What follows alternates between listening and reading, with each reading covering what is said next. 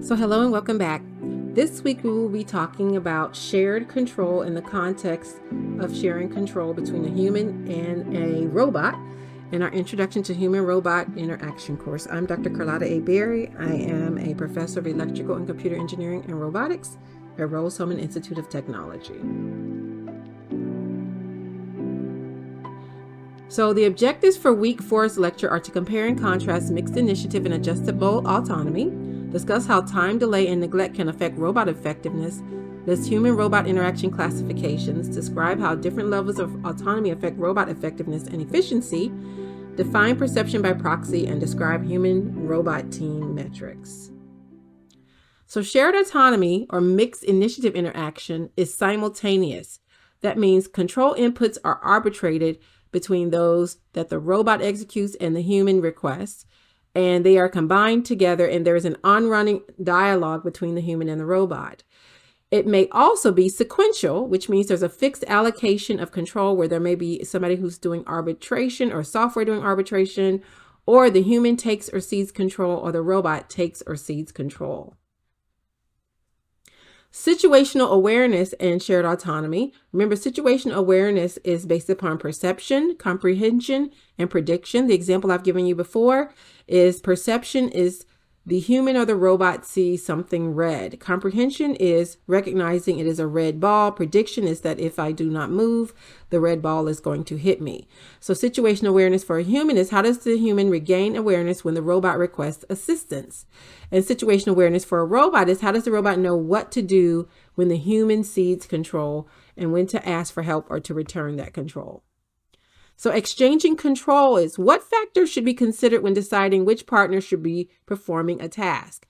Obviously, a lot of it should be based upon the awareness of the capabilities and autonomy of the robot, and the robot also having a self-awareness of what skill sets or autonomy it has compared to the human to know when to swap back and forth, and what distinguishes a fixed role allocation from a dynamic role allocation, where dynamic role being something that was not planned for in advance, but now the human needs to take over, for example, to help with perception or if the robot gets stuck. So let's talk about adjustable autonomy. Adjustable autonomy is appropriate for communication delays and problems with human workload and safety. So let's say that you are remotely controlling a robot, and let's say the humans on Earth and the robots in Mars. We know there's going to be some time delays, etc. So there may be times when the robot has to adjust its autonomy because it's getting delayed commands or instructions from the human. So it could either be idle, or it could scale down its autonomy and maybe it just goes into a wander mode or an idle mode until it's able to get a command again. The operator must switch between each autonomy mode, but the robot must have some authority over their behavior so that when this autonomy happens where it's delayed, the robot is not just stuck sitting there, but maybe can make small progress towards the goal, mission, or task. So, as we've talked about before, levels of autonomy could include fully autonomous, autonomous with goal biases, waypoint methods, some kind of intelligent teleoperation, or the robot just sitting there dormant.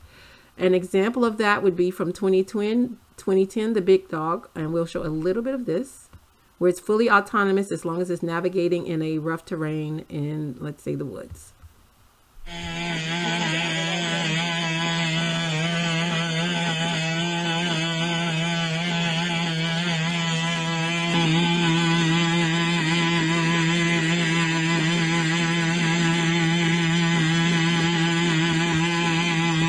Obviously, this was the beginning for Boston Dynamics robots way before they started doing things like parkour, which we know those robots can now do here in 2025. So time delays and neglect. So let's say a robot needs enough autonomy to allow a single user to service multiple robots. So now the robot may be waiting while the user is maintaining or giving instructions to one of the other robots on the team. So then you look at robot effectiveness, which decreases as the robot is neglected. So adjusting neglect to handle time delays will improve effectiveness, or robot autonomy mode must be selected to adjust for neglect. So look at the chart here. We have robot effectiveness versus neglect, where if the robot is fully autonomous, it maintains the same level no matter what. However, if it's in teleoperation, then as soon as the human stops driving it, the effectiveness goes to 0 because of neglect. Then what you see with this green line here is that as the robot starts to be neglected, it may not be as effective, but it doesn't fall all the way to zero. It just now has this adjustable autonomy where it's able to do some things until it's not being neglected anymore. So a rule of thumb is that robot efficiency should increase, tolerance to neglect decreases. So in good robot and interface agent design, the robot can tolerate much more neglect. So let's take a look at this cheetah running here and see if we can determine what would happen if this robot is neglected. Is it fully autonomous? Is it being teleoperated? What happens if it would be neglected?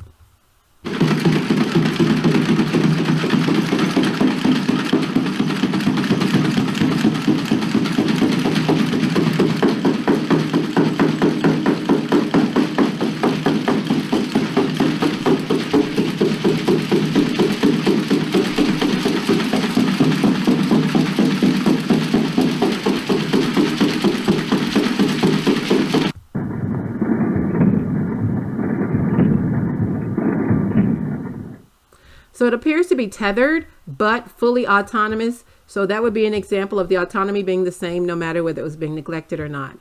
So some of the human-robot interaction classifications that we've discussed before are autonomous, teleoperated, adjustable autonomy, mixed initiatives based upon what the robot has to do, or advanced interfaces. And so here's an example of a teleoperated robot that is a sand flea jumping robot.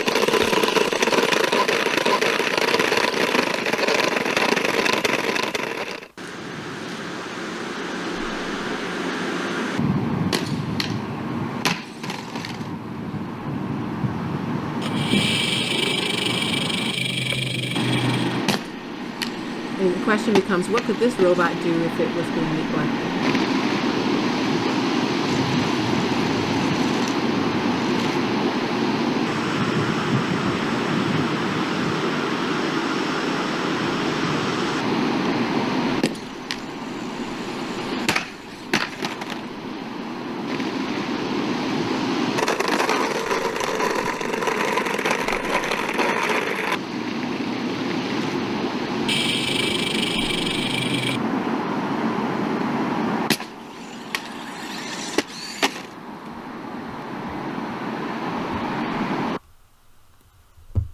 So another example of fully autonomous behavior is a robot could wander and create a local map of the environment, but low efficiency can be tolerated at a high level of neglect. So it could probably be a fully autonomous when it's creating the map of the environment, but then maybe once the map is created and it's not getting any feedback about what to do with the map, then maybe after that point, the high efficiency from map making goes to a low efficiency until it gets the next direction or command from the human.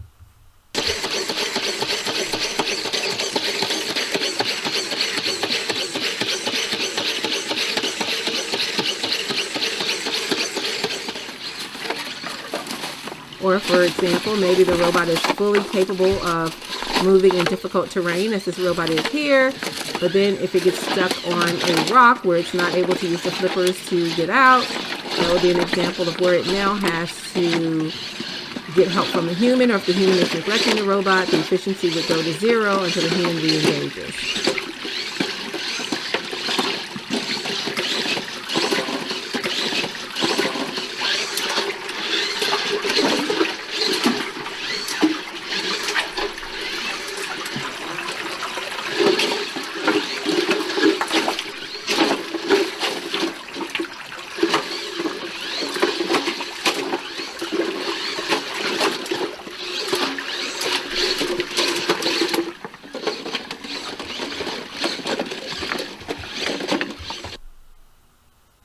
So goal-biased autonomy means the human specifies a region of interest or a region of risk to tell the robot at some level where its goal is. And these regions affect the robot's behavior. So an increase in efficiency, but there may be a decrease in the level of acceptable neglect, since it's now being directed, although autonomously, where to go by the human. If the human does not give that direction, it does not know where to do next. So this will be an example also of having waypoints and heuristics. So if the human is able to influence the robot action by dragging and dropping iconic arrows, these represent waypoints for obstacles and attractive places in an environment where a robot should go and explore. And this may require a more involved human where the robot's level of autonomy decreases and tolerance for neglect decreases. So although I'm showing you mostly mobile robots today with a few humanoids as shown here, you should be thinking about what do these levels of shared autonomy means in the context of your Blossom robot as well in human-robot interaction. What kind of behaviors could you direct the robot to do to be able to do fully autonomous? What behaviors could the robot do and still be effective when neglected? And what things would the robot be directed to do where if it does not get waypoint information or any kind of heuristics, it would then have to wait for the human to re-engage. So intelligent teleoperation means that the human controls the robot with a joystick, or in your case, it could be your keyboard on your computer. And time delays between a command and when effects are observed also would affect human-robot interaction as well as the effectiveness of the task being created. And it may be difficult to convey situation awareness to humans interacting if there's this time delay. And if the robot treats human inputs as desired directions, but it may also assess risk where it then determines whether it's able to complete that request or not. And you want to have high efficiency with low neglect tolerance for a robot. So autonomy modes as a function of neglect. So this is very similar to the last one that we showed, where as autonomy level increases, the curve becomes more flat towards the middle of the efficiency axis.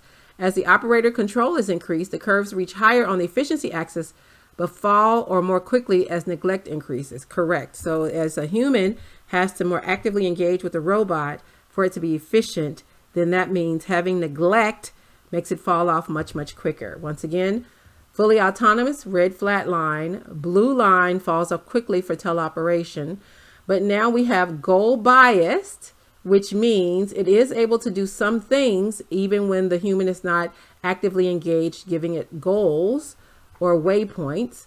But then you also have one where the waypoints are being explicitly given to the robot. So now neglect means it's going to fall off faster than if goal bias means there's certain things where the human says, I really want you to do X, Y, and Z. That's what you should be biased towards. But if there comes to a case where the robot has assessed risk, it can't do that, then it doesn't completely die off. It will go and do something else that's within its autonomous ability based upon the behaviors that have been coded.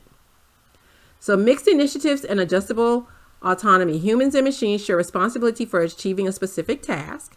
The responsibility may shift between the human and the robot. There may be initiation and termination of automation as a function of human desires and capabilities, or the machine or robot's design and capabilities. So if you look at it, you have the operator, the automation, and the operator, where the operator initiates something with the robot then terminates something when it gets to a point where it can no longer move forward in the task, and then it may switch back and forth. So there are these timelines that increase back and forth. The time increases from left to right, and it indicates who is given responsibility to do certain tasks. So authority to initiate is a task automation system, means that the operator chooses to delegate a task to the automation of the robot and relieves some of the operator's physical or mental burden by having the robot do it. When you have a response automation system, that means automation preempts human decision-making and control, when we talked about that goal bias that we just showed, or initiates a task to facilitate safety or efficiency. This may be without human input, or you have an interface agent that automatically changes the robot's autonomy level to relieve human workload. Authority to terminate means management by exception would be automation will terminate if the task is completed or the operator intervenes. The operator can detect and respond to limits on the automation, like something the robot's not capable of doing. And the operator or interface detects an exception and terminates automation. For example, the robot is not making sufficient progress towards the task or the goal or the mission.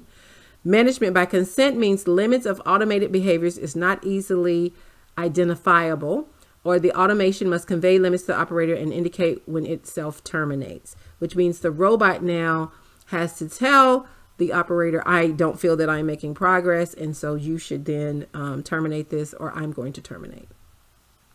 So some of the system characteristics of mixed initiative include granting a machine the authority to initiate a task. The robot or interface agent has authority to initiate a behavior without waiting for human instruction. And the system can terminate a behavior even if the operator initiated the behavior. Perception by proxy. Robots are good at planning and performing tasks in controlled environments. And when you think about the surgery robot, it's very good at a static environment where things are not suddenly changing or very dynamic. Poor perception leads to poor performance in unstructured environments. Perception being robot senses something but is not able to perceive or build a knowledge map of what's going on in the environment. Humans are great for supporting robot perception. Robots can spend more time acting autonomously as long as it has good perception or it has a human that steps in to help, and reduce operator workload and increased overall performance. Perception by proxy design. You would identify the perception requirements, identify the perception task outside of robot capabilities, determine what robot sensors are needed, choose a way to present the sensor data, and then establish a way for the human to communicate perception to the robot for those parts where the robot is not able to conduct or complete the perception itself. So you have a human robot team control loop, where control loops of supervisory control include: upper loop is the human's interactions with the robot, and the lower loop, the robot sends information about its status and surroundings to the human. So you have information that goes to the human has controls, it then sends to the robot, and the robot then returns information back to the human. Then the robot has actuators that then helps the robot to act on the world. It then uses the sensors to get a perception of the world, and the robot then shares that information with the human. So human robot team metric classes include interaction efficiency, where the interaction time is the amount of time needed for the operator to orient to the robot situation, to determine the input the operator should give the robot, and to express those inputs to the robot via some human robot interface. The neglect efficiency is the neglect time is the average amount of time a robot can be ignored by an operator before the performance starts to decline. We talked about the level of autonomy affects that, as well as the robot sensing and perception can affect that as well. So here you have a multi-robot human-robot team, and you have a value called the attention allocation efficiency that is based upon situational awareness, wait time, selection strategy, and percent optimal policy. So here you have a human has to select things such as the information and the controls that's going to go to robot 2. And then robot 2 has to go through actuators, world, and sensors. There may be communication between the two robots. And now the information is not coming to the human from robot 1 because it's over and it's focused on robot 2. So now it would then go through, and the robot has to, with this level of autonomy, do some of these tasks, but now it's just waiting, because if it needs any feedback from the human for controls, that cannot happen until the attention is allocated back over to this robot. So until that happens, the efficiency of this robot 1 is going to drop compared to robot 2. So here's an example of those metric classes in terms of wait time in the queue, where overlaps several metric classes. So that intersection of everything is wait time in the queue. And then we have interaction efficiency, neglect efficiency, and attention efficiency as well for the robots, and a lot of different variables. So this concludes week 4 lecture on shared control. Please make sure you're also doing your reading, taking your quizzes, and working on your labs, and stay STEMtastic.